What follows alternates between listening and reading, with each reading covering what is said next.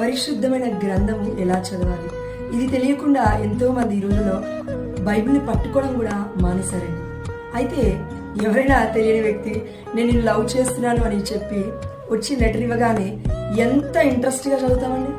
ఏం రాసిందో అందులో అని. ఇష్టం ఉంటే ఒకలా, ఇష్టం లేకపోతే ఒకలా, అంతేనా? ఎస్. అదేవిధంగా నువ్వు బైబిల్ని చదివేటప్పుడు ఇష్టపూర్వకంగా మనస్ఫూర్తిగా దేవుడు నాతో ఏం మాట్లాడాలని అనుకుంటున్నాడు అనే నమ్మకంతో నువ్వు చదవగలగాలి.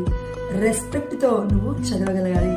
ఎందుకంటే ఈ ప్రేమ లేఖ మన పరిశుద్ధాత్ముడు మనకు పంపించాడు.